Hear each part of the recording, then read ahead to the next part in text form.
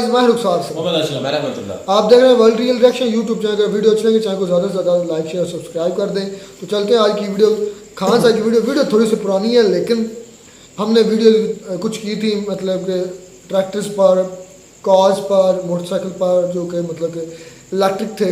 अब उससे रिलेटेड भाइयों रिकमेंड किया है कि India's most powerful locomotive Wagner वैग 12 features, 12,000 HP horse power locomotive. देखते हैं, अभी पहले वीडियो शानदार होने वाली लगती है। मैं फिर देते इस पर एक्शन। जय हिंद।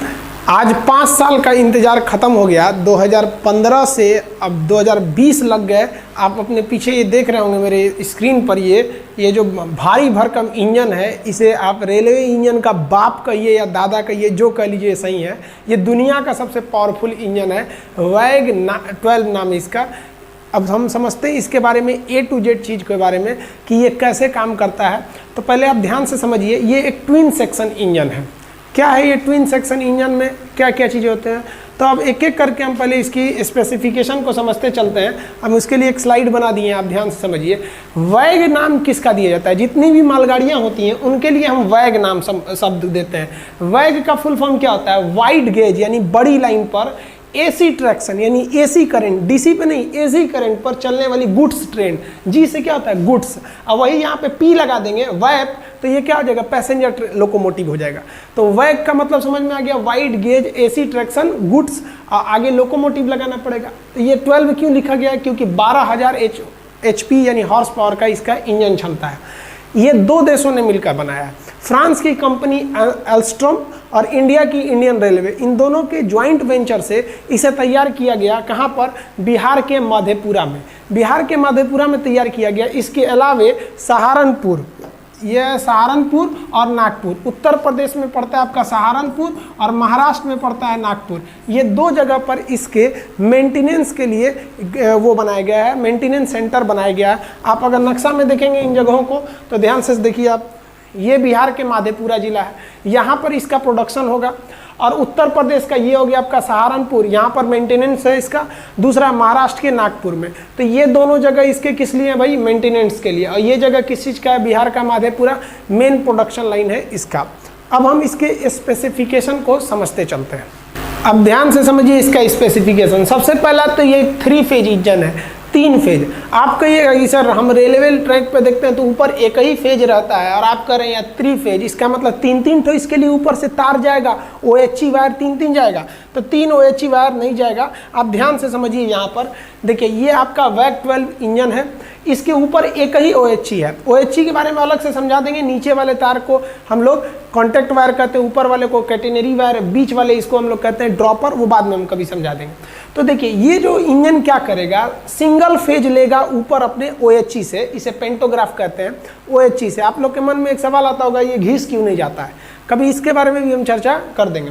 तो देखिए ये सिंगल फेज लेता है, उस सिंगल फेज को ये उस सिंगल फेज करंट को ये DC में बदलता है।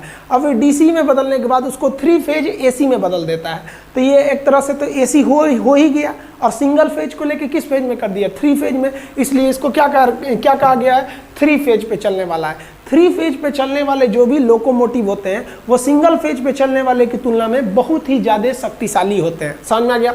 दूसरा, इस इंजन की बात करेंगे तो इसका 180 टन इसका खुद का वेट है। अगर केवल इंजन, खाली इंजन की बात करेंगे ना तो 180 टन है। ये बहुत अच्छी बात है। इंजन जितना भारी होता है वो उतना ज़्यादा सामान लेके जा सकता है, और अगर इंजन हल्का होगा ना तो चक्का फिसल जाएगा। कैसे? आप देखते होंगे कि घोड़ा कभी हल्का हो जाता है और उसके पीछे सामान ज़्यादा लाद देते हैं, बस उठ जाता है इसे। तो अगर इंजन हल्का हो जाएगा ना, ज़्यादा सामान लेंगे तो इसका चक्का फिसलने लगेगा। जिस तरह से कीचड़ में गाड़ियाँ फंस जाती है तो चक्का फिसलता है, आगे नहीं बढ़ पाता है, तो वही यहाँ भी हो जाएगा। तो जानबूझ के इसे बहुत हैवी बनाया गया, 180 टन का, ताकि इसमें व्हील स्लिप की समस्या ना आए। ग्रेडियंट यानी चढ़ाई पे अक्सर व्हील स्लिप की समस्या आती है। तो आप ये दूसरी विशेषता समझ गए वेट की।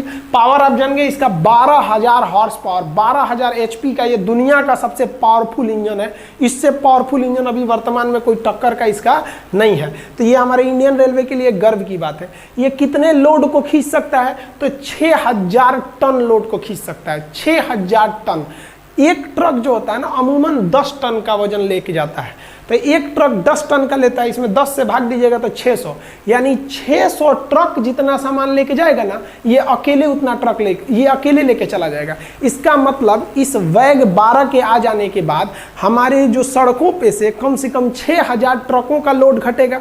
इससे ट्रैफिक में भी सुविधाएं होंगी, डीजल पेट्रोल भी बचेगा, प्रदूषण भी बचेगा, ट्रैफिक भी बचेगा। समझ में आया कि नहीं आएगा? तो ये बहुत जरूरी था ये इंडियन रेलवे के लिए। अभी हम चर्चा करेंगे कि इसको बनाया क्यों गया था। कितना क्षमता है इसका लोड ले जाने का? 6000 टन।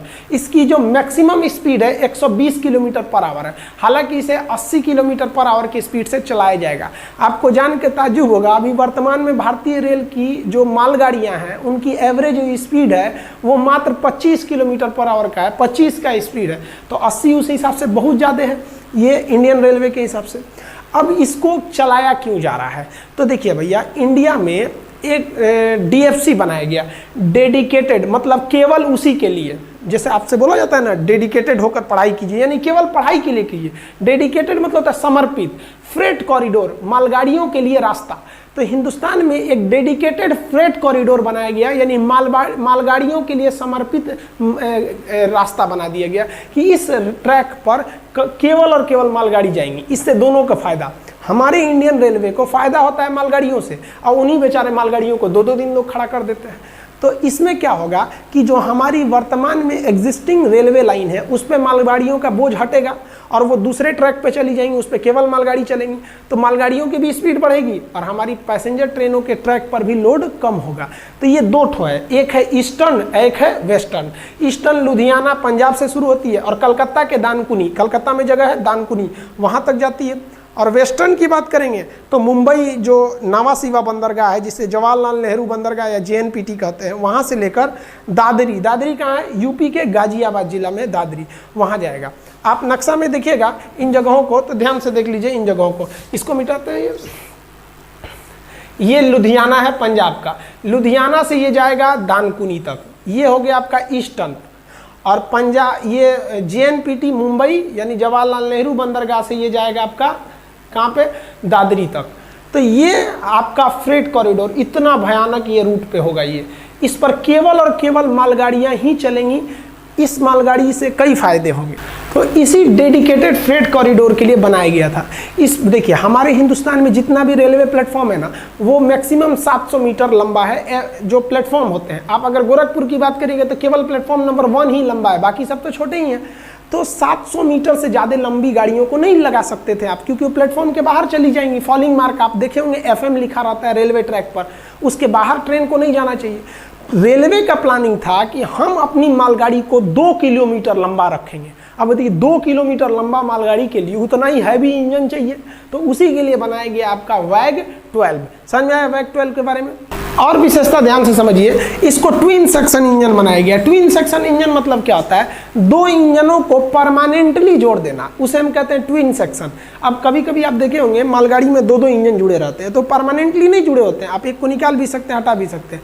लेकिन ये जो इंजन है ये एकदम परमानेंटली जुड़ा हुआ है, ये इसको ट्विन सेक्शन बनाया ही गया। आप अगर ध्यान से देखिएगा इसमें इमेज में, तो इसमें आपको दिख रहा होगा ये कितने सेक्शन इंजन दिख रहे हैं आपको? ये ट्विन सेक्शन इंजन दिखेगा। देखिए, एक सेक्शन ये है और एक सेक्शन ये है। इसमें मोटर से संबंधित ट्रैक्शन वगैरह सब कुछ रखा गया, इसमें कमांड से संबंधित रख दिया गया।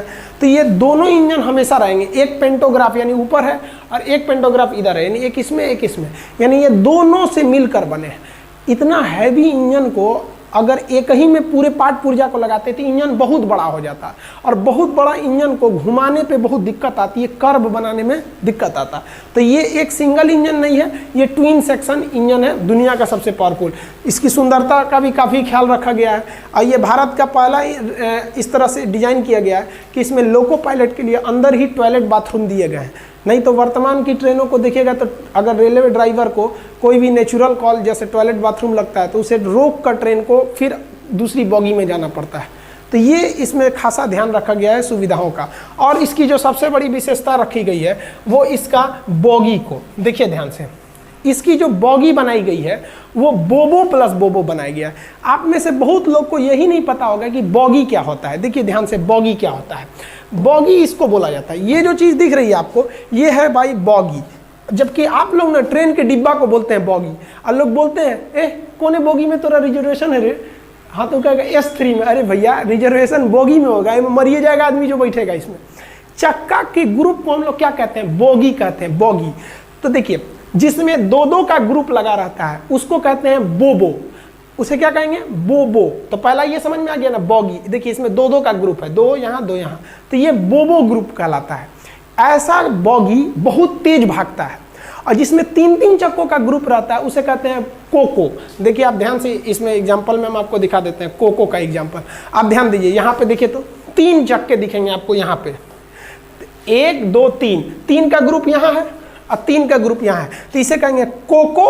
और इधर भी कोको। ऐसा थोड़ी है कि केवल इतने से ट्रेन में चल जाएगा, भैया आगे पीछे दोनों ना लगाना पड़ेगा। तो इसको क्या कहते हैं? कोको। ये हो गया को, तो ये कोको इंजन है। तो जिसमें 3-3 के ग्रुप लगाए जाएंगे तो कोको। हालांकि आप रेलवे के जॉब करने वाले आदमी थोड़े हैं जो आपसे ये पूछेगा कि कोको में कितना इंजन, कितना टोटल चक्का कितना। तो कोको में चक्का गिनिए ना, 3 इधर दिख रहा है तो 3 उधर भी दिखेगा, यानी 6 इधर और 6 इधर, यानी 12 चक्के हो जाते हैं। तो हम चक्के नहीं गिन रहे हैं, हम ग्रुप गिन रहे हैं। 3 के ग्रुप में रहेगा तो कोको, और 2 के ग्रुप में रहेगा तो बोबो, और इसी को हम कहते हैं बॉगी। और ऊपर का ये एरिया तो इसको कोच कहते हैं। समझ में आया? तो ध्यान दीजिए, जो भी इंजन कोको होता है, कोको बहुत हैवी होता है, लोड खींच लेता है बहुत भयानक, लेकिन वो स्पीड नहीं भाग पाता है। इसलिए जितनी मालगाड़ियां देखेंगे वो सब कोको होती है, क्योंकि लोड तो खींच लेती है लेकिन स्पीड नहीं भाग पाती है। और जितना इंजन आप बोबो देखिएगा, जैसे बोबो, तो ये ससुरा स्पीड भागेगा लेकिन लोड नहीं खींच पाता है। लोड खींचने के लिए भैया 2 गो पे कितना लोड देंगे? 2 गो एक्सल पे तो ज़्यादा चाहिए ना। तो उसके लिए भैया आपको क्या चाहिए था? कोको। अब इंडियन रेलवे परेशान। इंडियन रेलवे जो अपने फ्रेट कॉरिडोर पर ट्रेन चलाना चाहता था, उसकी दो रिक्वायरमेंट थी। क्या क्या? पहला तो भैया स्पीड भयानक होना चाहिए, तो स्पीड के लिए कौन सा बॉगी चाहिए? बोबो। दूसरा रिक्वायरमेंट कि भैया लोड भी भयानक ले जाए, तो उसके लिए क्या चाहिए? कोको। रेलवे पगला गया, अब क्या करें? हम बोबो डालेंगे तो खींच नहीं पाएगा, और कोको डालेंगे तो तेज नहीं भागेगा, इनको दोनों चाहिए। तो दिमाग लगाया रेलवे वालों ने, और रेलवे वालों ने क्या किया? इसे बोबो प्लस बोबो बना दिया। देखिए आगे भी 2, देखिए ये इंजन 2 चक्का यहाँ 2 यहाँ, तो ये भी बोबो है पहला सेक्शन में, और दूसरा सेक्शन में भी बोबो है। तो ये बोबो अब प्लस बोबो है। तो बोबो प्लस बोबो बना देने से स्पीड भी भागता है और लोड भी बहुत भयानक खींच लेता है। समझ में आ गया आप लोग को? तो ये भारतीय रेलवे का बहुत ही, समझ लीजिए तो एक बहुत बड़ी उपलब्धि है ये हमारे रेलवे के लिए, कि आज हम दुनिया के सबसे ज़बरदस्त रेलवे को, इंजन को हम लोग ने अपने रेलवे में इंट्रोड्यूस किया है। आगे हम आपको समझा देंगे कि ये ट्रैक्शन क्या होते हैं, ऊपर OHC क्या होता है, पेंटोग्राफ क्या होता है, 2 खंभों के बीच की दूरी क्या होती है। ये सब चीज़ों कभी कभी आपके मन में भी जिज्ञासा आता होगा कि रेलवे में देखते होंगे तो पोल पे देखते होंगे तो नंबर लिखा रहता है 840/3। ये सब के बारे में भी कभी कभी हम वीडियो बना के आपको समझा देंगे। आप सब भी बहुत खुश होंगे। खत्म। मैंने जिंदगी में पहली मर्तबा ये सुना कि 12,000 हॉर्स पावर का वो इंजन है, लोकोमोटिव। मतलब मैंने ज़िंदगी में पहली मरतबा ऐसा नहीं कभी भी सुना। और खान साहब भी यही बता रहे थे ये दुनिया में वह इंजन है जो इतना पावरफुल है, अदरवाइज ऐसा अभी कोई इंजन नहीं बनाया गया जो 12,000 हॉर्स पावर की जिसकी पावर हो। ये जो फोर्ड ट्रैक्टर है ना, ये मैक्सिमम 4,000 5,000 6,000 मतलब के, और वो पावर वो नहीं होती जो मतलब हम समझ रहे हैं, वो कम होती है। लेकिन ये 12,000 हॉर्स पावर मुकम्मल, मतलब कि समझ लें कि वो उतार रहे थे खान साहब कितनी 600 ट्रक, 600 ट्रक जो है ना, जो उसकी जितनी भी फीचर्स थे ना वो एक दूसरे से बढ़ कर। और मेरे ख्याल में ये इंडिया और फ्रांस दोनों ने मिल के बनाया हुआ है।